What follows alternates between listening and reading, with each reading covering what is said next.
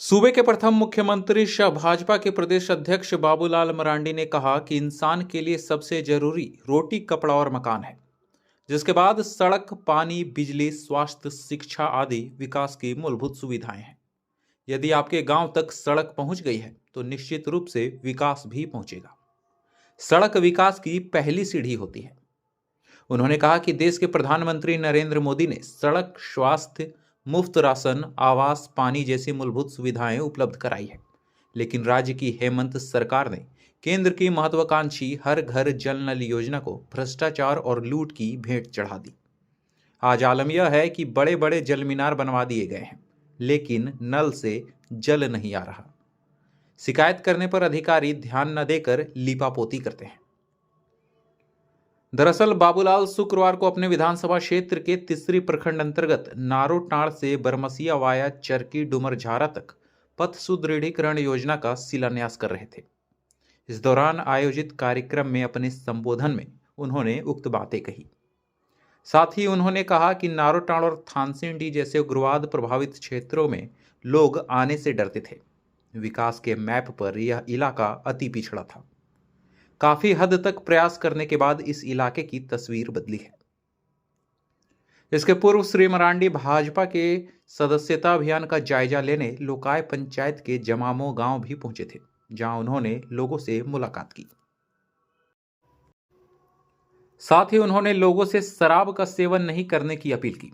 कहा कि शराब लोगों की जिंदगियां बर्बाद कर रही है। नशे के कारण आए दिन कई सड़क दुर्घटनाएं होती रहती है। क्षेत्र भले ही कितना भी विकसित क्यों न हो जाए, यदि आप नशे के आदी हैं तो आप और आपका परिवार कभी भी सुखी संपन्न नहीं रह सकता।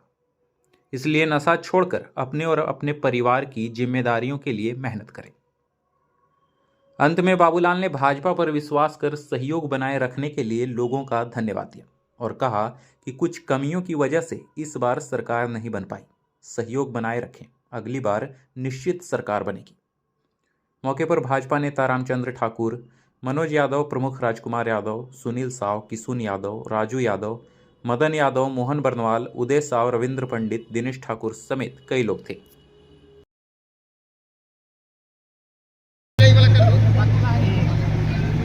प्रेम से बोलिए शंकर भगवान की, आदि शक्ति जगत जननी मैया जानकी की, दुर्गा महारानी की, मैया पार्वती की। बाबूलाल मरांडी जिंदाबाद, जिंदाबाद, जिंदाबाद। अन्नपूर्णा देवी जिंदाबाद, जिंदाबाद, जिंदाबाद। बाबूलाल मरांडी जिंदाबाद, जिंदाबाद, जिंदाबाद। अन्नपूर्णा देवी जिंदाबाद, जिंदाबाद, जिंदाबाद। भारतीय जनता पार्टी जिंदाबाद, जिंदाबाद, जिंदाबाद। हमें साथ दिया, उसके लिए मैं आप सब लोगों को अपने ओर से बहुत बहुत धन्यवाद देता हूँ। बहुत बहुत और काम तो बहुत सारे हैं, यहाँ सिंचाई की सुविधा नहीं है और भी गांव में सड़कें बची हुई है, तो उस सब काम भी हम लोग करने के लिए कोशिश कर रहे हैं।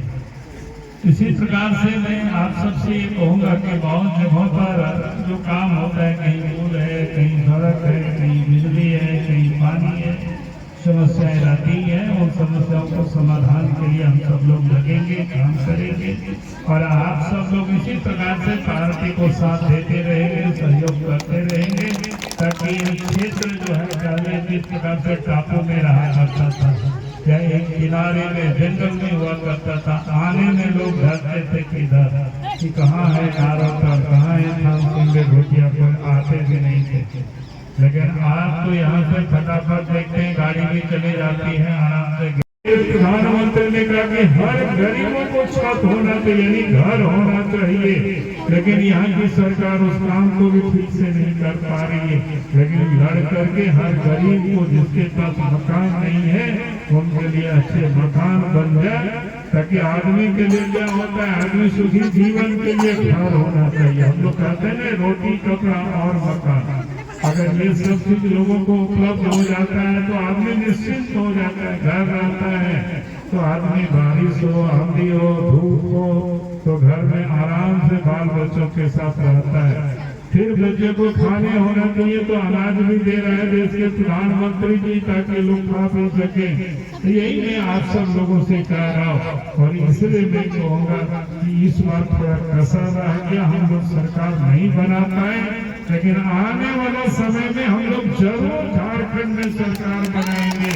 और सरकार जब बनेगी तो फिर मैं आपसे कहूँगा कि जैसा हमने पहले भी आप सब लोगों को कहा था कि भाई आपकी जो तकलीफ है आपके लिए, वो हमारी तकलीफ है, हमारी समस्या है, उन समस्याओं का समाधान किया जाएगा, ताकि लोग हमारे तो उदय जी क्या खाते हैं, सब वही अनाज खाते हैं, हम भी वही अनाज खाते हैं, देश के प्रधानमंत्री नरेंद्र मोदी भी वही चावल वही रोटी खाते हैं, वही दाल खाते हैं, वही सब्जी खाते हैं।